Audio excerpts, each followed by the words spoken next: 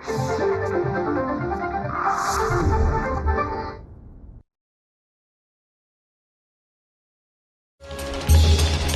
महाराष्ट्र, जय महाराष्ट्र, जय महाराष्ट्र, जय महाराष्ट्र.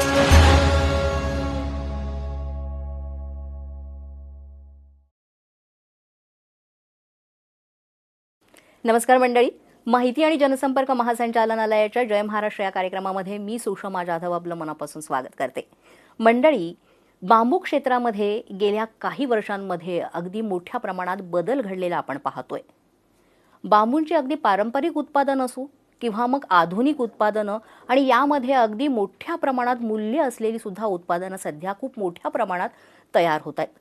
आणि यातली उदाहरणं सुद्धा आपल्याला माहिती आहेतच की मोठमोठी घरं जी आहेत ती बांबूंपासून तयार केली जातात. एअरपोर्ट आपल्याकडे बांबूपासून तयार केलेला आहे. अशी अनेक ज्या वास्तू आहेत त्या सुद्धा टिकाऊ आणि दर्जेदार अशा बांबूपासून तयार केल्या जात आहेत. या सगळ्यासाठी कॉनबॅक या संस्थेचा खूप मोलाचा वाटा आहे. अगदी ग्रामीण भागातील जे अल्पभूधारक म्हणूया किंवा गरजू आणि अगदी गरीब शेतकरी जे आहेत त्यांना मुख्य प्रवाहात आणण्यासाठी बांबू आणि बांबूपासून तयार होणारी जी उत्पादनं आहेत त्यासाठी कशा पद्धतीनं आपण पुढे आलं पाहिजे यासाठी कॉनबॅक संस्था जी आहे ती कार्यरत आहे. यामध्ये त्यांना शाश्वत उद्योगधंदा त्याचबरोबर पर्यावरणाचा समतोल कसा राखला पाहिजे आणि त्याचबरोबर आपण आपल्याकडे अगदी टिकाऊ आणि दर्जेदार प्रकारचं बांबू उत्पादन घेऊन त्यापासून कशा पद्धतीनं त्याचा वापर केला पाहिजे या सगळ्याचंच अगदी म्हणूया आपण रोजगार निर्मिती करण्याचं काम कॉनबॅक संस्था करते. आणि हे काम कसं चालतं अगदी म्हणूया आपण राष्ट्रीय स्तरावर आंतरराष्ट्रीय स्तरावर कॉनबॅक संस्था कशी कार्यरत आहे याच विषयाच्या जय महाराष्ट्र या कार्यक्रमामध्ये आपण अगदी विस्तृत माहिती जाणून घेणार आहोत. आणि यासाठी आपण स्टुडिओमध्ये निमंत्रित केलेला आहे कॉनबॅक संस्थेचे संचालक माननीय श्री संजीव करपेसर यांना. सर नमस्कार. नमस्कार. जय महाराष्ट्र या कार्यक्रमामध्ये आपलं मनापासून स्वागत सर. सर, बांबू म्हटलं की आपण अगदी आपल्याला ते बांबूचे बेट किंवा म्हणूया आपण की अगदी पारंपरिक जी उत्पादनं जी आहेत म्हणजे वेगवेगळ्या टोपल्या किंवा घरं ह्याची आपण म्हणजे अगदी पाहत होतो. पण आत्ता आपण पाहायला गेलं तर बांबूंपासून खूप वेगवेगळे प्रकार तयार होत आहेत. आणि यामध्ये जर तुम्ही महत्त्व थोडक्यात सांगायचं झालं बांबूचं तर कशा पद्धतीने तुम्ही सांगाल? मी सिंधुदुर्ग जिल्ह्यातनं येतो आणि सिंधुदुर्ग जिल्ह्यामध्ये अशी एक म्हण आहे की बांबूचा वापर आड्याक नाहीतर मड्याक, म्हणजे आडा म्हणजे फेन्सिंग आणि मडा म्हणजे डेड बॉडी कॅरी करायला.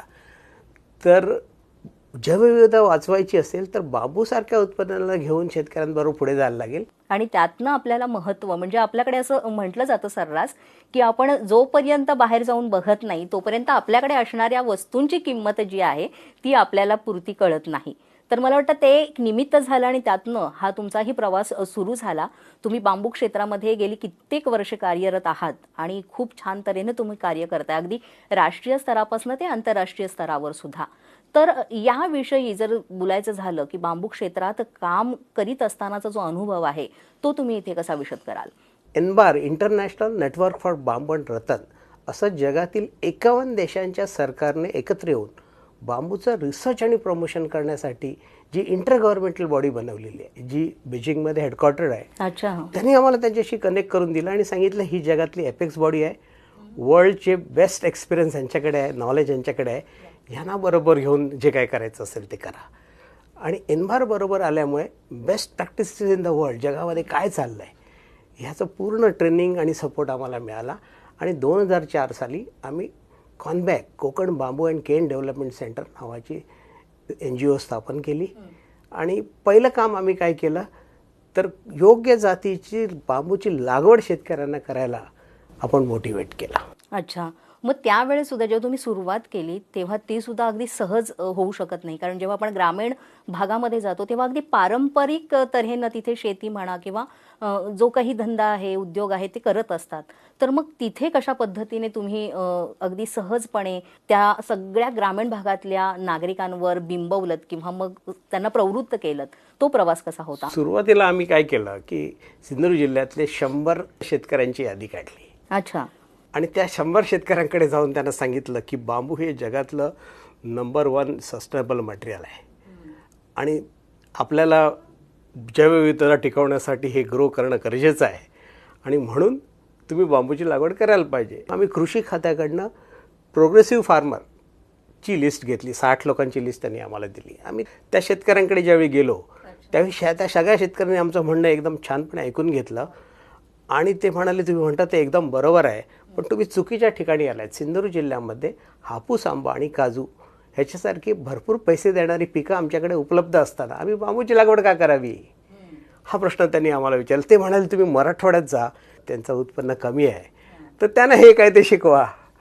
आम्ही म्हटलं की अरे, आपल्या जिल्ह्यात काहीतरी करून दाखवल्याशिवाय मराठवाड्यातले शेतकरी आमचं का म्हणणं ऐकतील. बरं. मग आमच्यासमोर पडलं कसं काय करायचं. सामान्य शेतकरी बिचारा कसं करणार. पण आम्ही ज्यावेळी गेलो त्यावेळी सामान्य शेतकऱ्यांनी सांगितलं की माझ्याकडे कमी जमीन आहे, पण आपण हे ट्राय करूया. आणि सरप्रायझिंगली आम्हाला सामान्य शेतकऱ्यांनी 120 शेतकरी 2004 आम्हाला भेटले की ज्या शेतकऱ्यांनी मान्य केलं की आपण बांबूची लागवड करायला तयार आहोत. जास्त नाही, छोट्या प्रमाणात, पण आपण करू. आणि त्याच्यामुळे आम्हाला एक सुरुवात झाली की 120 शेतकऱ्यांनी 2004 साली आमचं हे म्हणणं ऐकून बांबूची लागवड करणं ही फार ग्रेट गोष्ट होती. ही झाली सुरुवात. आणि जेव्हा सुरुवातीनंतर सुद्धा आपल्या सगळ्यांनाच माहिती आहे, मात्र आपण त्याचा वापर तसा करत नाही किंवा त्या गोष्टी कृतीत आणत नाही. पण बांबू म्हटलं की तो पर्यावरणपूरक आहे आणि पर्यावरणाचा समतोल राखण्यासाठी फार महत्त्वाचा घटक आहे. तर मग ह्यासाठी जेव्हा सुरुवातीला तुम्ही काम करत होतात, तर ही भूमिका सुद्धा मांडताना किंवा ती स्पष्ट करताना कशा पद्धतीने ती केली? आमच्या असं लक्षात आलं की शेतकऱ्यांना जर आम्ही जाऊन सांगितलं, गरीब छोट्या शेतकऱ्याला, की जैवविविधता जपणं अत्यंत महत्त्वाचं आहे, तर त्याने बिचाराने कशाला ऐकावं हे आमचं. त्याला मला काय खायला मिळणार, काय पैसे मिळणार ह्याच्यात इंटरेस्ट आहे. जैवविविधता जपायची जबाबदारी आपण शेतकऱ्याला नाही टाकू शकत. पण आम्ही त्यांना हीच गोष्ट वेगळ्या फॉर्मॅटमध्ये सांगितली. आम्ही त्यांना काय सांगितलं, आता बघा सिंधुदुर्ग जिल्ह्यामध्ये लागवड करायची असेल तर आंबा काजूची लागवड शेतकरी करतात. JCB आणायचा, सगळी जैवविविधता किल करायची, असलेले सगळं व्हेजिटेशन काढून टाकायचं आणि त्याच्यावर लागवड करायची, हीच पद्धत आहे. आम्ही शेतकऱ्यांना सांगितलं की तुला जास्त खर्च करायची गरज नाही आहे, सगळी झाडं इंटॅक्ट ठेव आहेत तशी आणि त्या झाडाच्या बरोबर बांबूची लागवड कर. ते बांबू त्या मोठ्या झाडाबरोबर कॉम्पीट करून मोठा होणार. तुझी जी काही झाडं जुनी आहेत ती काढायची गरज नाही, पैसे तुला बांबूतून मिळतील. आणि ही कल्पना हा वेगळ्या फॉर्मॅटमध्ये त्याला सांगितल्यामुळे त्यांनी ते स्वीकारलं, कारण त्याच्यासाठी ते कमी खर्चिक होतं. ज्यावेळी बांबू मोठा झाला तेव्हा ते बांबू आमच्याकडे घेऊन आले 4थ्या वर्षी आणि ते म्हणायला लागले, ह्या बांबूपासून आम्हाला एवढे पैसे मिळायला पाहिजेत की एकरी आमचं हापूस आंब्याचं उत्पन्न आहे त्याला मॅच करता यायला पाहिजे. आणि मग आम्ही विचार करायला लागलो की बांबू तर आपल्या देशामध्ये झोपडीला वापरला जातो, मंडपला वापरला जातो, स्कॅफोल्डिंगला वापरला जातो, ॲग्रिकल्चर स्टेक म्हणून वापरला जातो. ह्या सगळ्यातनं हापूस आंबे एवढे पैसे तर मिळणार नाही. मग जर तेवढे पैसे मिळायचे असेल तर बांबूपासून हाय व्हॅल्यू ॲडेड प्रॉडक्ट बनवायला पाहिजे. आणि हे कोण बनवणार. तर आम्हाला सुरुवातीला वाटलं की आमच्या जिल्ह्यातील युवकांना आम्ही प्रशिक्षण देतो बांबूपासून टॉप क्वालिटी फर्निचरचं बनवायचं. तसं प्रशिक्षण आम्ही दिलं आणि म्हटलं आता तुम्ही बांबू फर्निचर मेकिंगचा व्यवसाय सुरू करा, सरकार तुम्हाला कर्ज देईल, आम्ही तुम्हाला मदत करतो. त्या कारागिराने आम्हाला विचारलं की अशा प्रकारे बांबूपासून टॉप क्वालिटी फर्निचर विकणारे सक्सेसफुल युनिट कुठे असतील तर आम्हाला जरा दाखवा, आम्हाला जाऊन बघायचं आहे. आणि 2005-06 साली ते नव्हते आपल्या देशात कुठेही असं. म्हणून कॉन्बॅकने स्वतः 2007 एक फुल फ्लेजेड फर्निचर युनिट सुरू केलं, ज्याच्यामध्ये आम्ही बांबूपासून फर्निचर बनवायला लागलो. आणि ते बनवल्यावर आमच्या लक्षात आलं की लाकडी फर्निचरपेक्षा त्याची किंमत जास्त होते. Bamboo it's a difficult material to work with. मग आता हे महाग फर्निचर कोण विकत घेणार, ज्यांना इको फ्रेंडली सस्टेबिलिटी ह्याची आवड आहे. अच्छा. मग ती लोक जर फर्निचर हे विकत घेणार असेल तर त्यांना आवडेल ह्या क्वालिटीचं ते बनवायला पाहिजे, त्या डिझाईन्स तशा लागतील. आणि मग त्याच्यात आम्हाला खूप मेहनत करायला लागली की त्या लोकांना आवडेल अशा गोष्टी आम्ही बनवायला लागलो आणि त्याला खूप चांगला प्रतिसाद मिळायला लागला. शेतकऱ्यांना तुम्ही त्यासाठी मार्गदर्शन केलं का? कारण म्हणजे बांबू लागवड करणं इथपर्यंत ठीक आहे, पण त्यातनं अधिक उत्पन्न घ्यायचं असेल किंवा उत्पादन घ्यायचं असेल तर कशा पद्धतीने आपण वेगवेगळे जास्ती जोडधंदा असणारा आपण व्यवसाय त्याचं मार्गदर्शन कसं घेतलं पाहिजे, मग त्यासाठी सुद्धा काही काम करण्यात आलं का, की जिथे जाऊन प्रशिक्षण देण्यात आलं शेतकऱ्यांना? बघा, भारत देश हा सेकंड लार्जेस्ट बांबू प्रोड्युसिंग देश आहे. त्यामुळे बांबू लागवड ही काही नवीन गोष्ट नाही. पण जे काही बांबू आपल्या देशात आहे तो फॉरेस्ट डिपार्टमेंटचा आहे. केवळ कन्झर्वेशन याचा विचार करून त्यावेळी आपण त्या निवडलेल्या जाती आहेत. आपल्या भारत देशामध्ये 136 जातीचे बांबू येतात, पण त्यावेळी अशा जाती निवडल्या ज्या काटेरी असतील, लोकांना तोडून नेता येणार नाही. कन्झर्वेशन हा डोक्यात होता. आता आपल्याला शेतकऱ्याला जर बांबू ग्रो करायला द्यायचे असतील तर त्या जाती चालतील का? तर नाही चालणार. पण बांबूची रोपं विकत घ्यायला गेलो तर त्याच जातीची रोपं विकत असतं फॉरेस्ट डिपार्टमेंटच्या नर्सरी. प्रायव्हेट लोक तर त्यावेळी नर्सरीमध्ये बांबू विकायचे नाहीत. मग आम्ही योग्य जाती निवडल्या, लोकांना ह्याची लागवड शेती कशी करायची ह्याचं प्रशिक्षण दिलं. आणि पहिल्यांदा 120 शेतकऱ्यांनीच आमचं म्हणणं ऐकलं ट्रायल स्वरूपामध्ये. पण ज्यावेळी 120 शेतकऱ्यांचा बांबू आला, त्याला चांगली प्राईज मिळाली तरच इतर लोक ऐकतील हे मला माहीत असल्यामुळे आम्ही त्याला एकदम चांगले पैसे कसे मिळतील ह्याची तरतूद केली. आणि ती तरतूद आम्ही केवळ याच्यासाठी करू शकलो की आम्ही हाय व्हॅल्यू ॲडेड प्रॉडक्ट बनवायला सुरुवात केली. आम्ही बांबूपासून शिडी बनवली असती, टोपल्या बनवल्या असत्या तर आम्हाला नाही ते पैसे देता आले असते. तर आम्ही हाय व्हॅल्यू ॲडेड प्रॉडक्ट बनवायला सुरुवात केलं आणि त्या हाय व्हॅल्यू प्रॉडक्टमध्ये शेतकऱ्याला चांगले पैसे मिळतील हे पण बघितलं. आणि हे करत असताना पुढच्या व्हॅल्यू ॲडिशनसाठी कमी शिक्षित सिंधुदुर्ग जिल्ह्यातील शेतकऱ्यांची मुलं हे बांबूचं फर्निचर मेकिंग शिकतील, जेणेकरून त्यांना गावात एक शाश्वत रोजगार मिळेल, चांगले पैसे मिळायला लागतील. आणि आपण किती टॉप क्वालिटीचं प्रॉडक्ट बनवतोय हे ज्यावेळी त्या मुलांना कळेल त्यावेळी तो आपल्या आईवडिलांना सपोर्ट करेल आणि म्हणेल आणखीन बांबूची लागवड करा. आणि प्रत्यक्षात पण तसंच झालं. म्हणजे परसातला बांबू जो आहे तो तुम्ही शेतात आणलात आणि त्यातनं कशा पद्धतीनं चांगली लागवड केली पाहिजे आणि आपण ते उत्पादन केलं पाहिजे हे तर शिकवलंच. आणि त्यानंतर जेव्हा चांगल्या प्रतीचा बांबू जेव्हा मिळाला त्यानंतर जे फर्निचर म्हणताय तुम्ही किंवा इतर बऱ्याच आता गोष्टींसाठी त्याचा वापर केला जातो. आणि त्याचबरोबर पर्यावरणाचा समतोल राखण्यासाठी किंवा कार्बन अगदी म्हणूया आपण कमी सोडल्यामुळे पर्यावरणाचा ऱ्हास होत नाही ही एक धारणा मनात ठेवून तुम्ही जे काम करताय तर त्याविषयी सुद्धा कसं सांगाल तुम्ही? आम्ही बांबूचं कन्स्ट्रक्शन करायकडे जे वळलो त्याच्यामागे पण एक स्टोरी आहे. बांबूचं फर्निचर नीट चाललेलं होतं, शेतकऱ्यांना चांगले पैसे मिळत होते. हे बघितल्यानंतर अनेक शेतकऱ्यांनी आजूबाजूच्या रिलेटिव्ज एकमेकांनी ते कॉपी करून 2011पर्यंत सिंधुदुर्ग जिल्ह्यात 10,000पेक्षा जास्त शेतकरी बांबूची लागवड करायला लागले. आता एवढे शेतकऱ्यांनी जर बांबूची लागवड केली तर फर्निचरला नाही वापरता येणार आम्हाला एवढा बांबू. हे आमच्या लक्षात आल्यानंतर आम्ही ठरवलं जिथं कन्झम्पशन जास्त आहे तिथं जायला पाहिजे. मग कन्झम्पशन जास्त कशाचं आहे तर कन्स्ट्रक्शनमध्ये वापरलं तर कन्झम्पशन जास्त होईल. आता लोक सिमेंट कॉन्क्रीट स्टील वापरतात, बांबू कशाला वापरतील? तर आमचं असं लक्षात आलं की जगासमोर आत्ता 2 महत्त्वाचे प्रश्न काय आहेत असं जर विचारलं तर एक तर ग्लोबल वॉर्मिंग हा एक प्रश्न आहे आणि दुसरं सोशल इनइक्वॅलिटी. सगळ्यांसमोर हे 2 महत्त्वाचे प्रश्न आहेत. तर ग्लोबल वॉर्मिंग कशामुळे होतं आहे तर हवेतील कार्बनचं कॉन्सन्ट्रेशन वाढत चाललं आहे.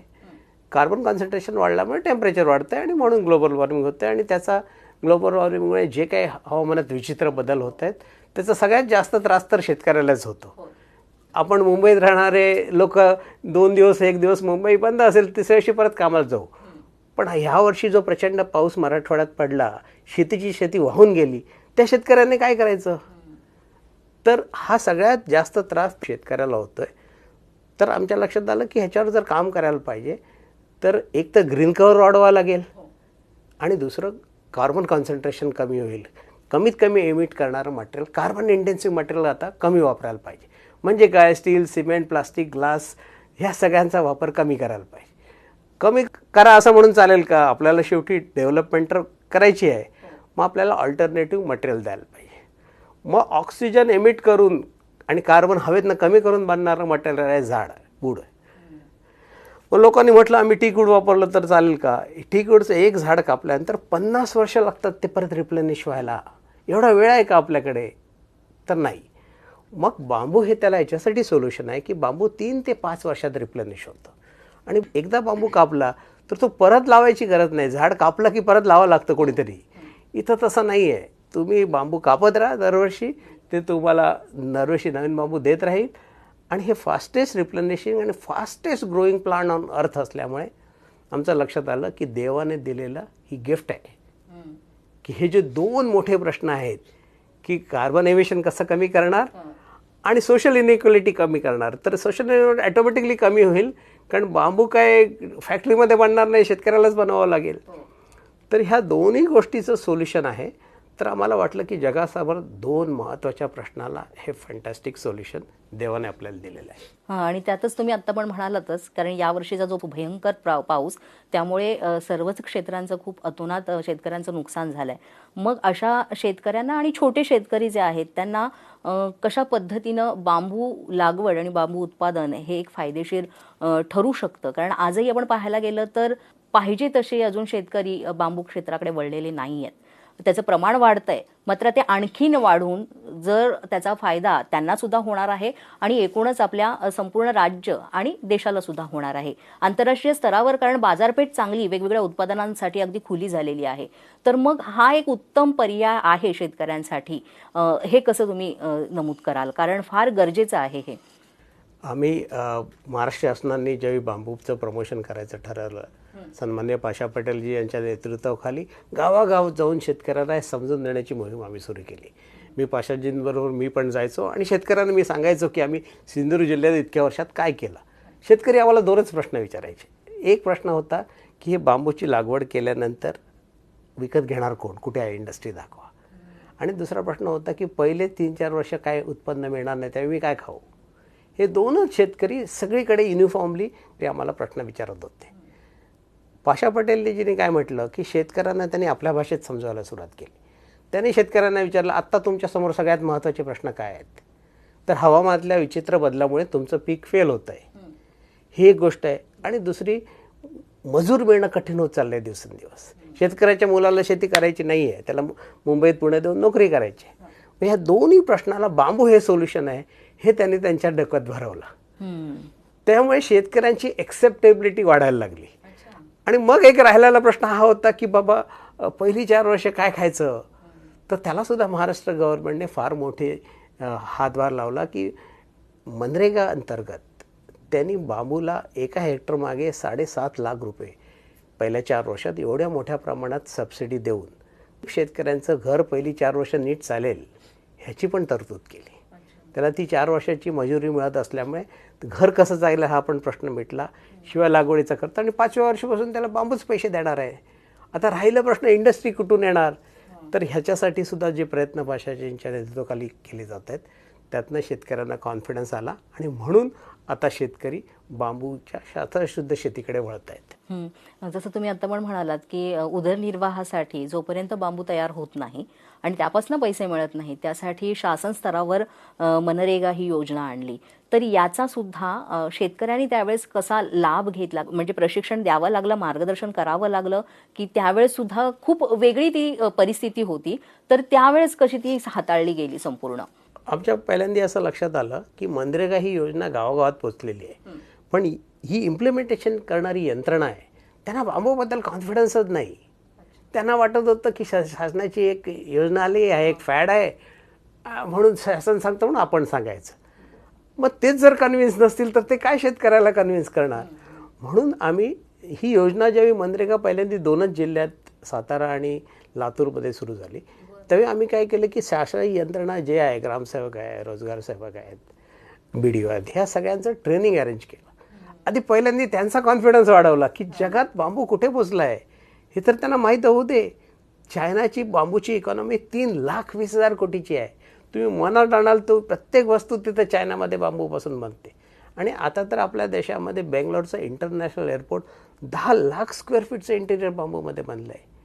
नरेंद्र मोदीजींनी पार्लमेंट बिल्डिंगमध्ये नवीन सेंट्रल वेस्टा प्रोजेक्टमध्ये नवीन पार्लमेंटमध्ये फॉल सिलिंग बांबू आहे, फ्लोरिंग बांबू आहे, वॉल क्लॅडिंग बांबू आहे. तर इतकी वर्ष ज्या मटेरियलला आपण मटेरियल फॉर पुअर किंवा इन्फिरियर मटेरियल म्हणून ओळखत होतो ते मटेरियल आता मटेरियल रिच मॅन्स प्रिव्हिलेज झालेलं आहे आणि हे आम्ही लोकांपर्यंत पोचवला यशस्वी झालो. हे करत असताना सिंधुदुर्ग जिल्ह्यातला आमचा जो अनुभव होता की आम्ही ज्यावेळी बांबूचं कन्स्ट्रक्शन करायला सुरुवात केलं त्यावेळी काही दिवसातच आमच्या लक्षात आलं की आपण इंटरनॅशनल कॉम्पिटिशनला उतरायला पाहिजे. तर आम्ही मालदीवमधल्या एका इंटरनॅशनल टेंडरमध्ये पार्टिसिपेट केलं. आम्ही चायनाला बीट करून ते काम मिळवलं.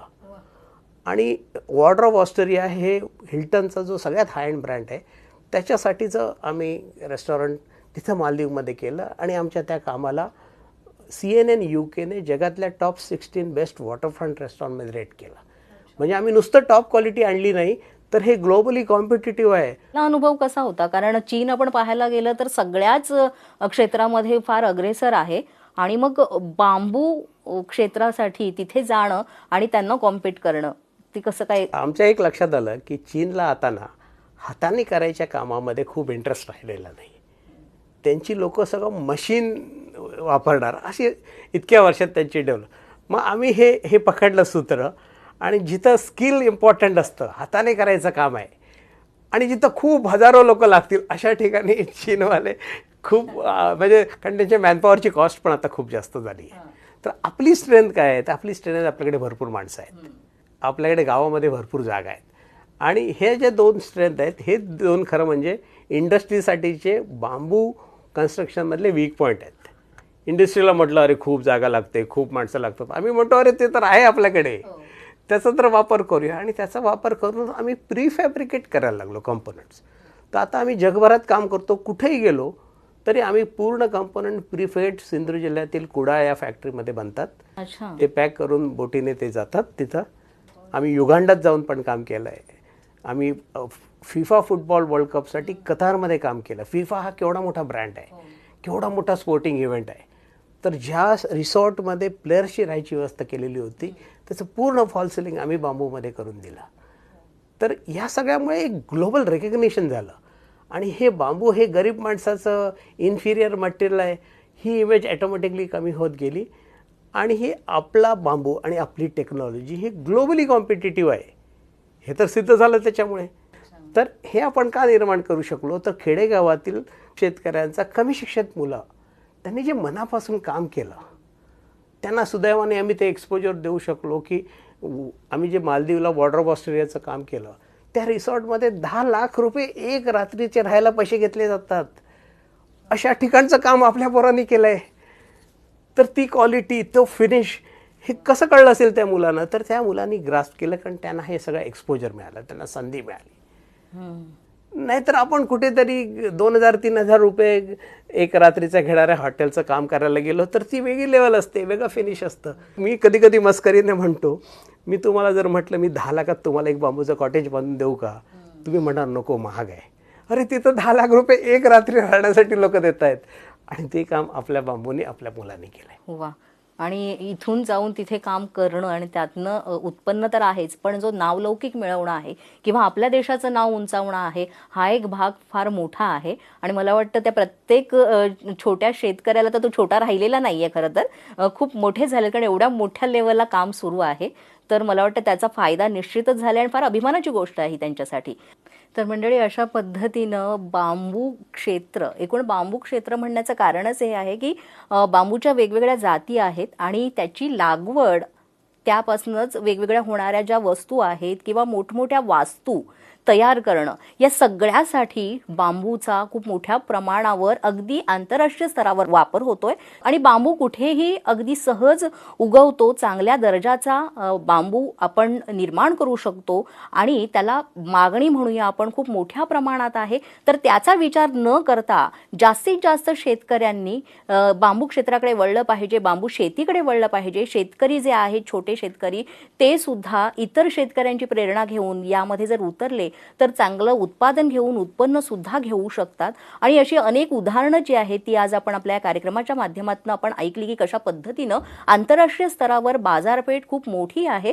फक्त आपण याकडे लक्ष दिलं पाहिजे. तरुणांनी जास्तीत जास्त सजग होणं आणि याकडे लक्ष देणं आणि इकडे वळणं आणि बांबू क्षेत्रामध्ये आपली कारकीर्द करणं हे सुद्धा अगदी सहज सोपं आहे. तर या संधीचा लाभ घेणं फार फार गरजेचं आहे. आणि एकूणच याविषयी आपल्याला विस्तृत माहिती आज आपल्याला दिलेली आहे कॉनबॅक म्हणजेच कोकण बांबू अँड कॅन डेव्हलपमेंट सेंटरचे संचालक माननीय श्री संजीव करपे सर यांनी. सर, तुम्ही इथे आलात आणि एवढं मोलाचं मार्गदर्शन केलं, छान माहिती दिली, त्याबद्दल आपले मनापासून आभार. तर मंडळी, पुन्हा भेटूया जय महाराष्ट्र कार्यक्रमाच्या पुढील भागामध्ये. तोपर्यंत मी सुषमा जाधव आपला निरोप घेते. धन्यवाद. धन्यवाद. जय महाराष्ट्र, जय महाराष्ट्र, जय महाराष्ट्र, जय महाराष्ट्र.